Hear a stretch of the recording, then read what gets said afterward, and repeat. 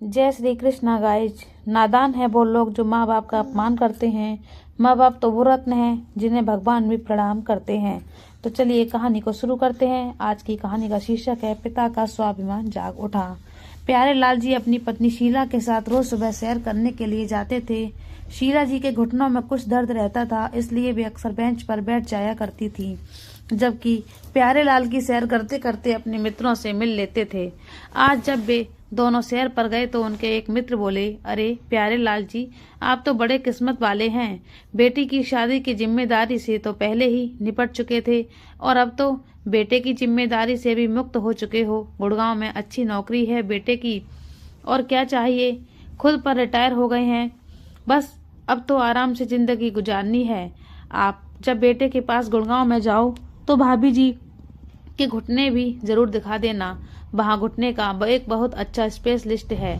घर पहुंचकर प्यारे लाल जी ने अपनी पत्नी से कहा, अरे शीला, मैं सोच रहा था कि बेटा बहू की शादी के बाद वे दोनों तो हमारे साथ कुछ दिन रह भी नहीं पाए। शादी के अगले दिन रिसेप्शन था। रिसेप्शन का दिन भी सारी तैयारियां में ही बीत गया था और रिसेप्शन से अगली सुबह ही वे दोनों गुड़गांव चले गए। 4 दिन भी वे लोग यहाँ नहीं रहे। अब उन लोगों की तो नौकरी है, वह तो यहाँ रह नहीं पाएंगे। क्यों ना हम दोनों ही कुछ दिनों के लिए नई बहू के साथ गुड़गांव में समय बिता आए। शीला जी ये बात सुनकर बहुत खुश हो गईं। उन्होंने अपने बेटा बहू के पास गुड़गांव जाने की योजना बनानी शुरू कर दी। प्यारे लाल जी की एक बेटी नीति और बेटा राजीव है। बेटी नीता शादीशुदा है जो दिल्ली में रहती है, जबकि राजीव की हाल में ही रिया के साथ शादी हुई है। राजीव और रिया दोनों ही गुड़गांव में अलग अलग IT फर्म में काम करते हैं। शादी के तुरंत बाद ही जब राजीव और रिया गुड़गांव पहुंचे तो उन दोनों ने गुड़गांव में ही एक बड़े फ्लैट में शिफ्ट कर लिया, जिसमें 3 बड़े बड़े कमरे थे और एक ड्राइंग रूम कम हॉल भी था।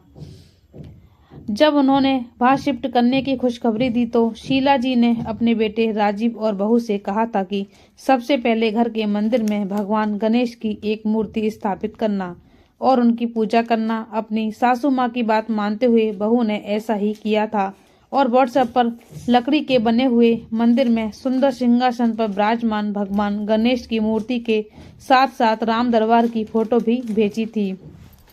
इस पर शीला जी बहुत खुश हुई थी और अपने पति से बोली, देखिए जी, हमारी बहू कितनी संस्कारी है, मेरी हर एक बात मानती है।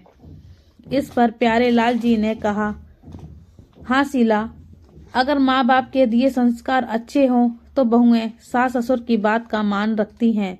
बेटा बहू के बड़े घर में शिफ्ट करने के बाद अब प्यारे लाल जी और शीला जी का भी दिल था कि वह उनके साथ कुछ समय बिताकर आए। इस बारे में जब उन्होंने अपनी बेटी नीति से बात की तो वह भी जाने को तैयार हो गई और बोली, माँ, मेरी बेटी विधि का भी बहुत दिल है अपने मामा मामी के पास जाने का, तो क्यों ना उसकी गर्मी की छुट्टियों के समय प्लान बना लिया जाए। विधि वह दिल्ली में 5वीं कक्षा में पढ़ती थी। फैमिली गेट टुगेदर की पूरी योजना बना ली गई। जब गर्मियों की छुट्टियां शुरू हुई तो प्यारे लाल जी ने अपने बेटे राजीव को इस बारे में बताने के लिए फोन किया। आज शनिवार था और शनिवार के दिन बेटे की ऑफिस से छुट्टी रहने के कारण शाम को वे अपने बेटे से आराम से बात कर सकते थे। प्यारे लाल जी ने जैसे ही फोन किया तो राजीव ने उठाया, लेकिन फोन पर तेज संगीत बजने की आवाज आ रही थी। लोगों ने ठहाकों की आवाज भी आ रही थी, तो उन्हें लगा कि उन्होंने गलत समय पर कॉल कर दिया है। ये सोचकर उन्होंने बोला, बेटा, लगता है कि तुम व्यस्त हो, तो मैं आज बाद में फोन करता हूँ। तभी राजीव बोला, हाँ पिताजी, आज मेरे और रिया के कुछ दोस्त जो शादी में शामिल नहीं हो सके थे, उन्हीं को आज खाने पर बुलाया था, तो वही पार्टी चल रही है, जिसके कारण आपको शोरगुल सुनाई दे रहा होगा। मैं आपको कल फोन करता हूँ। ऐसा कहकर राजीव ने फोन काट दिया। अगले दिन रविवार को आधा दिन बीत गया, लेकिन राजीव का फोन नहीं आया, तो प्यारे लाल जी ने ये सोचकर खुद ही फोन लगा दिया कि सोमवार को तो उन्हें निकलना है, तो आज ही राजीव को बताना पड़ेगा। लेकिन जब आज फोन लगाया तब भी कुछ आवाज आ रही थी, लेकिन शोरगुल नहीं था। प्यारेलाल जी बोले, बेटा राजीव, मैं और तुम्हारी माँ कल ही ट्रेन से तुम्हारे पास आ रहे हैं। नीति और विधि भी दिल्ली से कल ही तुम्हारे पास पहुंच जाएंगे। हम लोग विधि की गर्मी की छुट्टियां तक वहीं रहेंगे। तभी राजीव बोला, पिताजी, आपने आज फिर से गलत समय पर फोन कर दिया। आज रिया के ऑफिस के बॉस आए हुए हैं और अपने इसी समय आपने फोन लगा दिया। प्यारेलाल जी बोले, बेटा, आज बताना जरूरी था इसलिए फोन करना पड़ा। तभी राजीव बोला, पिताजी, क्या आप सभी लोग आ रहे हैं? प्यारेलाल जी को उस समय महसूस हुआ कि शायद वे लोग स्वागत योग्य मेहमानों की कैटेगरी में नहीं आते हैं, इसलिए उन्होंने कहा, सभी लोगों से तुम्हारा क्या मतलब है? तुम्हारे माता पिता और तुम्हारी बहन, तुम्हारे जीजा जी तो नहीं आ रहे? तभी राजीव बोला, पिताजी, फिर तो परेशानी हो जाएगी। परेशानी? परेशानी किस बात की? हमारा अपना घर है, अपने घर में कैसे परेशानी होगी? पिताजी, परेशानी आपको नहीं हमें हो जाएगी। प्यारेलाल जी ये जवाब सुनकर जबत रह गए। उनके पैरों के नीचे ही जमीन खिसकने लगी। शीला जी भी पास में खड़ी हुई सारी बातें सुन रही थी। सोचने लगी कि अब वे लोग अपनी बेटी नीति को क्या बताएंगे, कैसे बताएंगे कि उनके बेटे नहीं उन्हें अपने घर आने से मना कर दिया है। लेकिन राजीव तो पहले ऐसा नहीं था। क्या शादी में के बाद हर कोई इतना बदल जाता है कि अपना परिवार ही उसे पराया लगने लगता है? शीला जी और प्यारेलाल जी ने इसी चिंता में रात को खाना भी नहीं खाया कि कल उन्हें अपनी बेटी को बताना होगा। लेकिन इसका क्या कारण बताएंगे? क्या ये बताना सही रहेगा कि उसके भाई ने ही आने से मना कर दिया है? सोच सोच कर वे रात भर करवटें बदलते रहे। बेटे की बातें सुनकर चोट उनके सीधे कलेजे पर लगी थी। सुबह उठे तब भी दिल में एक दर्द सा महसूस हो रहा था। उसी समय उनके बेटे राजीव का फोन आया। कहाँ पर?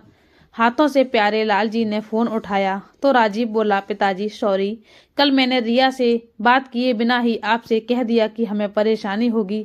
रात को मैंने रिया से बात की। आपकी बहू आप लोगों को बुलाने पर जोर दे रही है, इसलिए आप अपने प्रोग्राम में कोई बदलाव मत कीजिएगा और जल्दी से आ जाइए।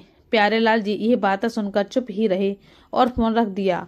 राजीव ने दोबारा फोन किया, पिताजी, आप लोग आ रहे हैं ना? तभी शीला जी ने मोबाइल अपने हाथों में लिया और बोली, हाँ बेटा, हम लोग जरूर आएंगे। फोन रखने के बाद शीला जी ने प्यारेलाल जी की ओर देखा, जो कि स्तब्ध से बैठे हुए शून्य में निहार रहे थे, और बोली, मैं कहती थी ना कि मेरी बहू बहुत अच्छी संस्कारी है, वह सब कुछ संभाल लेगी।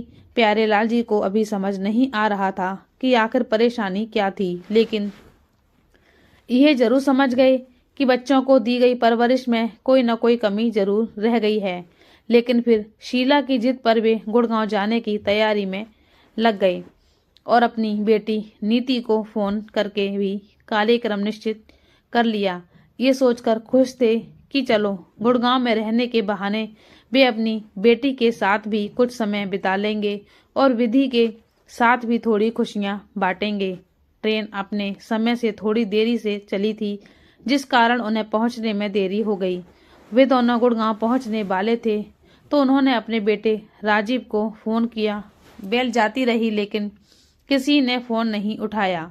उन्होंने अपना सारा सामान समेटा और वे दोनों गाड़ी रुकते ही प्लेटफार्म पर उतर गए और लोहे के बेंच पर बैठ गए। प्यारेलाल जी गुड़गांव पहली बार आए थे, सेवानिवृत्त हो चुके थे और वृद्धावस्था तेजी से घेरने लगी थी, जिस कारण बहुत ज्यादा नहीं चल पाते थे। प्यारेलाल जी शीला जी से कहने लगे कि अब क्या किया जाए, राजीव तो फोन नहीं उठा रहा। तो शीला जी बोली, आप बहू को फोन लगाइए, वह जरूर फोन उठाएगी। शीला जी को अपनी बहू पर बेटे से ज्यादा विश्वास था। पत्नी के कहने पर प्यारेलाल जी ने अपनी बहू को फोन लगाया तो राजीव ने ही फोन उठाया। उसके जवाब से लगा कि वह जैसे वह अभी नींद से जागा हो। नींद भरे स्वर में ही उसने कहा, जी कौन? बेटा, मैं तुम्हारा पापा बोल रहा हूँ। हम लोग स्टेशन पर पहुंच गए हैं और तुम्हारा इंतजार कर रहे हैं। तो राजीव थोड़ा चुस्त होते हुए बोला, अच्छा पिताजी, आप आ गए, ठीक है, मैं अभी पहुंचता हूँ। शीला जी और प्यारेलाल जी को कुछ संतुष्टि हुई। 15-20 मिनट के बाद राजीव ने फिर से फोन किया और पूछा, पिताजी आप कहाँ पर हैं? प्यारेलाल जी ने बताया कि बुकिंग काउंटर के सामने हॉल में ही इंतजार कर रहे हैं। फिर राजीव ने पूछा, किस हॉल में हैं? ये आवाज प्यारेलाल जी को सुनाई नहीं दी। शायद स्टेशन पर शोरगुल ज्यादा हो गया था, वह उसके शब्दों को अच्छी तरह से सुन नहीं पाए। उसके बाद फोन कट गया। प्यारेलाल जी भी थकावट के कारण सछता गए थे। उन्हें नींद की झपकी आ रही थी। तभी शीला जी ने उन्हें जगाते हुए कहा, फिर से कॉल लगाइए ना। वह जैसे ही कॉल लगाने वालों की राजीव उन्हें ढूंढता हुआ आ गया। प्यारेलाल जी को उसका चेहरा और उसके हाव भाव सामान्य नहीं लग रहे थे। वह गुस्से में था। उसने सामान उठाया और उन दोनों को लेकर अपनी कार की तरफ चल दिया। राजीव ने अपने माता पिता को प्रणाम करने के बाद कोई हालचाल या कुछ समाचार नहीं पूछा था। ट्रेन की यात्रा में कोई दिक्कत तो नहीं हुई? इतनी देर कैसे हो गई? ऐसा कुछ भी उसने नहीं पूछा। कार में केवल सन्नाटा व्याप्त था और इस सन्नाटे को तोड़ते हुए शीला जी ने कहा, सब ठीक तो है ना? बहू तो ठीक है ना? राजीव ने केवल हाँ में जवाब दिया। वे दोनों देखकर हैरान थे कि इतना अधिक बातें करने वाले राजीव को आखिर क्या हो गया था। तेजी से जाती हुई गाड़ी अचानक डगमगाने लगी और राजीव ने गाड़ी रोक देखा तो टायर पंचर हो गया था। गाड़ी ठीक करवाने में कुछ समय लग जाएगा, ये सोचकर राजीव ने एक टैक्सी बुला ली। करीब 10 मिनट के बाद टैक्सी पहुंच गई और सामान सहित प्यारेलाल जी और शीला जी राजीव की गाड़ी से टैक्सी में स्थानांतरित हो गए, या यूं कहें कि कर दिए गए। वे दोनों भी तो सामान जैसे ही लग रहे थे। ना कोई बातचीत, ना कोई हालचाल के बारे में पूछताछ। उनकी बेटी नीति भी दिल्ली से आ रही थी, उसके बारे में भी उसने कुछ नहीं पूछा। अपनी गाड़ी वहीं छोड़कर राजीव अपने माता पिता को लेकर अपने फ्लैट में पहुंचा और उनका सामान एक कमरे में रख दिया। बहू सो रही थी, इसलिए चाय पानी पूछने वाला कोई नहीं था। रात बहुत हो चुकी है, अभी सो जाइए, ऐसा कहकर राजीव भी अपने कमरे में सोने चला गया। जब अगले दिन सुबह उठे तो उनकी बहू रिया जल्दी से नहाकर सलवार सूट पहनकर अपने सास ससुर के पैर छूने आ गई और रसोई घर में जाकर चाय बनाने लगी। आज राजीव को नौकरी पर जाने में देर हो गई थी, जिस कारण उसका गुस्सा और बढ़ा हुआ था। करीब 11 बजे राजीव के पास उसकी भांजी विधि का फोन आया और बोली, मामा जी हम लोग स्टेशन पर पहुंच गए हैं और ऑटो लेकर आपके घर पहुंच रहे हैं। राजीव ने कहा, मैं लेने आ जाता हूं। तो विधि बोली, नहीं मामा जी, कोई परेशानी नहीं होगी, हम बस थोड़ी देर में पहुंचते हैं। ठीक है, आ जाओ। ऐसा कहकर राजीव ने फोन रख दिया। करीब 25 मिनट के बाद जब नीति अपनी बेटी विधि के साथ अपने भाई के घर पहुंची और जैसे ही फ्लैट का दरवाजा खोला तो राजीव के जोर जोर से बोलने की आवाज सुनाई दी। गुस्से भरे स्वर में वह लगभग चिल्ला रहा था, पिताजी आपको कितनी बार मैंने कॉल किया था, कम से कम फोन तो उठाया करो। मैं आधी रात को आपको स्टेशन पर लेने गया और आप हैं कि फोन उठाते ही नहीं हैं। तभी प्यारेलाल जी बोले, बेटा स्टेशन पर शोरगुल बहुत ज्यादा हो गया था, जिस कारण मुझे तुम्हारे फोन का पता नहीं चला और फिर इस उम्र में सुनाई देना भी तो कम हो गया है। तभी राजीव की आवाज और तेज हो गई, आपको पता भी है ऑफिस का काम निपटाने के बाद मैं कितना थका हुआ होता हूँ, उसके बावजूद मैं आपको स्टेशन पर लेने गया और आप इतने लापरवाह हैं कि फोन भी नहीं उठाते। दरवाजे पर खड़ी नीति और विधि, उसकी बेटी विधि, ये सब बातें सुनकर हैरान थीं। प्यारेलाल जी अपना सा मुंह लिए अपने बेटे राजीव की बातें चुपचाप सुनते जा रहे थे, क्योंकि वह अपनी नई नवेली बहू के सामने अपने और अपने बेटे का तमाशा बनाना नहीं चाहते थे। लेकिन राजीव ने अपने माता पिता पर जोर जोर से चिल्लाकर माँ बाप और बेटे के रिश्तों की पोल खोलकर जरूर रख दी। शीला जी ने देखा कि उनकी बहू रिया चुपचाप रसोई के दरवाजे पर खड़ी सारा दृश्य देख रही थी और चेहरे पर उपहासपूर्ण भाव लिए हुए खड़ी थी। शीला जी सोचने लगी, अगर बेटा ही माता पिता का सम्मान नहीं देता तो बहू से क्या उम्मीद रखेंगे। उस समय स्थिति को संभालने के लिए और अपनी नजरों में ही अपना आत्मसम्मान और ज्यादा गिरने से रोकने के लिए उन्होंने स्वयं को नित्य क्रिया में लगा देना ही उचित समझा और नहाने के लिए बाथरूम की ओर चल दिए। सभी को चाय देकर रिया नौकरी पर जाने को तैयार हो गई। अब तक खाना बनाने वाली मेड भी आ चुकी थी। उसने रोटी बनाई और रिया खाना खाकर चली गई।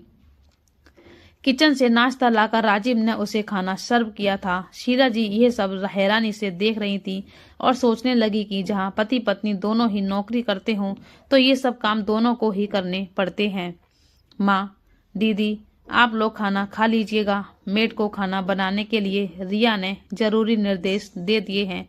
ऐसा कहते हुए राजीव भी अपनी नौकरी पर चला गया। रात के 8 बजे रिया घर पहुंच गई, जबकि राजीव 9 बजे आता था। रिया जैसे ही अपने ससुर जी को खाना देने लगी तो वह बोले कि राजीव के आने के बाद ही एक साथ खाएंगे। जब राजीव आया और फ्रेश होने के बाद सभी का खाना लगाया गया और सब एक साथ खाना खाने लगे, राजीव ने देखा कि उसकी भांजी विधि जल्दी जल्दी खाना खा रही थी तो उसे समझाने लगा कि देखो विधि, खाना चबा चबा कर खाना चाहिए। खाना खाने में कम से कम 15-20 मिनट तो लगने चाहिए। ज्यादा देर तक चबा चबा कर खाने से गुस्सा भी कम आता है। इतने में विधि बोल उठी, मामा जी, इस शिक्षा की जरूरत आपको अधिक है। आपने जिस तरह से सुबह नाना जी के साथ व्यवहार किया वह अच्छा नहीं था। पहले दूसरों के साथ व्यवहार करना सीखिए, उसके बाद किसी को समझाइए। ऐसा कहकर वह बिना खाना खा ही उठ गई। अपनी बेटी के ऐसा कहने पर नीति ने उसे जोर से डांटा। विधि, बड़ों से क्या ऐसे बात करते हैं? तभी विधि बोली, माँ, पहले बड़ों को बताओ फिर मुझे बताना कि बड़ों से कैसे बात की जाती है। ऐसा कहकर वह तेजी से कमरे में चली गई और जोर से दरवाजा बंद कर दिया। उसके बाद से घर का वातावरण तनावग्रस्त हो गया। राजीव के घर में एक ही कमरा ऐसा था जहां एसी लगा हुआ था। इस कमरे में राजीव और उसकी पत्नी रिया सोते थे, लेकिन आज विधि उसी कमरे में जाकर सो गई। प्यारे लाल जी ने अपनी बेटी से कहा कि ये वह विधि के पास जाकर सो जाए। रिया और राजीव को दूसरे कमरे में सोना पड़ा जिसमें एसी नहीं थी। प्यारे लाल जी और शीला जी लिविंग रूम में ही सो गए थे। रात के समय राजीव और रिया की आवाजें बाहर तक आ रही थीं। बात क्या हो रही थी यह तो स्पष्ट नहीं था, लेकिन यह बात स्पष्ट थी कि उनके बीच में झगड़ा हो रहा था। अगले दिन सुबह जब प्यारेलाल जी और शीला जी उठ चुके थे तो रिया ने उन दोनों को चाय बना कर दी। प्यारेलाल जी ने देखा कि रिया के चेहरे पर गुस्से के भाव थे। जब वह तैयार होकर खाना खाने बैठी तो प्यारेलाल जी ने तनाव को कुछ कम करने के इरादे से उसे कहा, चाय तो बहुत अच्छी बनाई है। लेकिन रिया ने कोई जवाब नहीं दिया और अनमने ढंग से खाना खाकर नौकरी के लिए निकल गई। राजीव भी उसके पीछे पीछे बाहर निकल। प्यारे लाल जी ने समझा कि राजीव उसे ऑफिस छोड़ने के लिए बाहर गया है, लेकिन वह थोड़ी ही देर में वापस आ गया। उसके चेहरे पर तनाव के भाव थे। अचानक बोला, देखिए माँ, आप चाहे बुरा माने लेकिन मैं इतना तो जरूर कहूंगा कि मेरे घर में इतना शोर मुझे बिल्कुल पसंद नहीं है। ये टीवी का लगातार ऊंचे वॉल्यूम पर चलना, नीति दीदी और विधि का जोर जोर से आपस में बोलना मुझे बिल्कुल बर्दाश्त नहीं हो रहा। इतनी बात सुनते ही नीति की आंखों में आंसू आ गए और रोते हुए बोली, यदि मेरे व्यवहार से आप सभी को तकलीफ हो रही है तो मैं माफी चाहती हूँ। विधि थोड़ा जोर से बोलती है, इसलिए उसे डांटते हुए मेरी आवाज भी ऊंची हो जाती है। यदि आपको ऐसा मेरा यहाँ रहना पसंद नहीं है तो मैं चली जाती हूँ। प्यारे लाल जी जो पूजा कर रहे थे, बेटे की यह बात सुनकर उनसे रहा नहीं गया। पूजा छोड़कर वे बीच में ही उठ गए। वैसे तो उनकी आदत नहीं थी कि किसी बात पर भड़क उठें। वे किसी की बात पहले अच्छी तरह सुनते हैं, उसके बाद अपनी प्रतिक्रिया जाहिर करते हैं ताकि कोई वाद विवाद ना हो। लेकिन आज उन्हें लगा कि जैसे पानी सर से ऊपर चला गया है, इसलिए उनका गुस्सा फूट पड़ा और बोले, देखो राजीव, जब से हम लोग आए हैं मैं देख रहा हूँ कि तुम हमारे साथ सहज नहीं हो। कभी भी किसी को भी कुछ भी बोल देते हो। तुम अगर मुझे कहते कुछ तो मैं बर्दाश्त कर लेता, लेकिन अगर मेरी पत्नी और बेटी की इज्जत नहीं करोगे तो ये बात मैं बिल्कुल बर्दाश्त नहीं करूंगा। मेरे कहने पर तुम्हारी बहन यहाँ आई थी और उसका अपमान मुझे अपना अपमान लग रहा है। तुम शायद भूल रहे हो कि तुम आज जिस मुकाम पर हो वहां तुम खुद से नहीं पहुंचे हो। तुम्हें बनाने में, यहाँ तक पहुंचाने में तुम्हारे परिवार की हर सदस्य का योगदान है। एक व्यक्ति कितनी भी ऊंचाई पर पहुंच जाए लेकिन अपनी जमीन नहीं छोड़ देता, और जो जमीन छोड़ देते हैं वह आधारहीन हो जाते हैं। कहते कहते प्यारेलाल जी गुस्से में हाँफने लगे। सारे घर के वातावरण में स्तब्धता छा गई। उनका ऐसा रूप उनके बेटे राजीव ने भी पहले कभी नहीं देखा था। कुछ सांस लेने के बाद उन्होंने कहना जारी रखा, राजीव, परिवार ही हर व्यक्ति की जमी होती है। जब मैं बिल्कुल छोटा था उसी समय मेरे पिताजी की मृत्यु हो गई थी।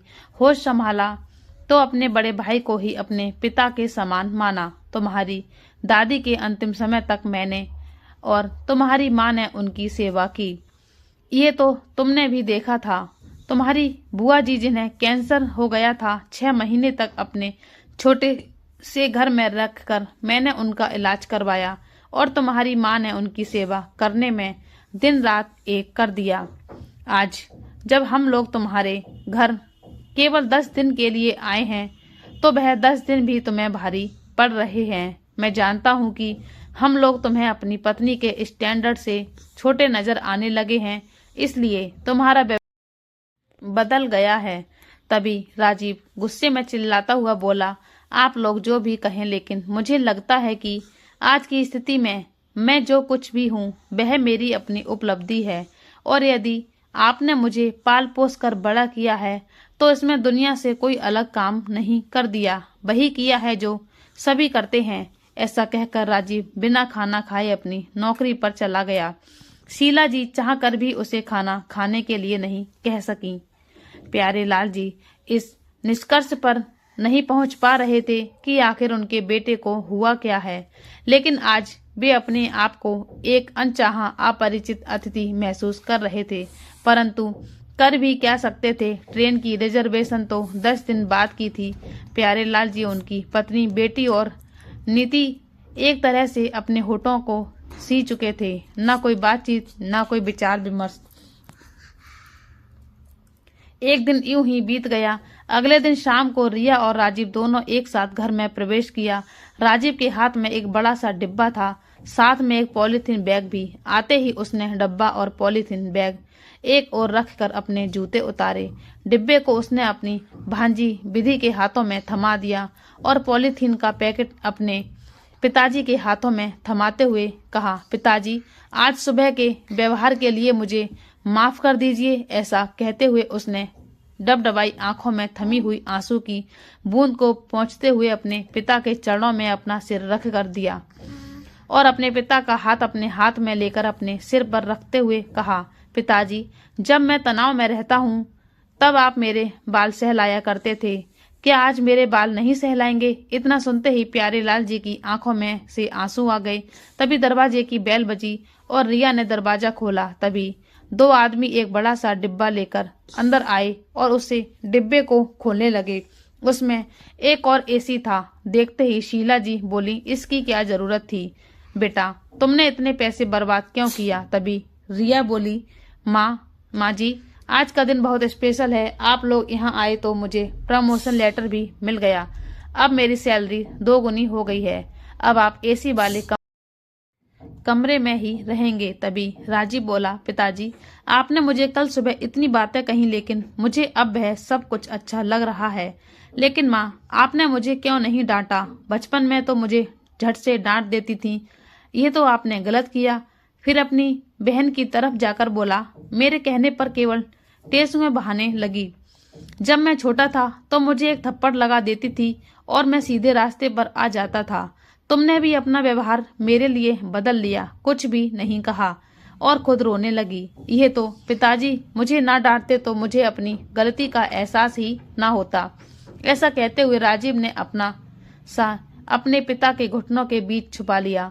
प्यारेलाल जी उसके सर के बालों को काफी देर तक सहलाते रहे। अभी वह अपने पिता की शीतल छांव में और माँ के बाद साले की बारिश में भीग ही रहा था कि उसे एहसास हुआ कि किसी ने उसकी शर्ट खींची। उसने पीछे मुड़कर देखा तो उसकी भांजी विधि रोते हुए बोली, मामू मुझे माफ कर दीजिए, आई एम सॉरी। तभी राजीव बोला, वैसे एक बात कहूँ, तुम चिल्लाते हुए ही ज्यादा अच्छी लगती हो, रोते हुए नहीं। उसके ऐसा कहते ही घर का आंगन हंसी ठाकों से गूंज उठा। तो दोस्तों, ये कहानी आपको कैसी लगी हमें कमेंट करके बताना। आप हमारे चैनल पर नए हैं तो हमारे चैनल को सब्सक्राइब कर लीजिए और बेल आइकन को दबा। कहानी पसंद आई हो तो वीडियो को लाइक करें। जय श्री कृष्णा, राधे राधे।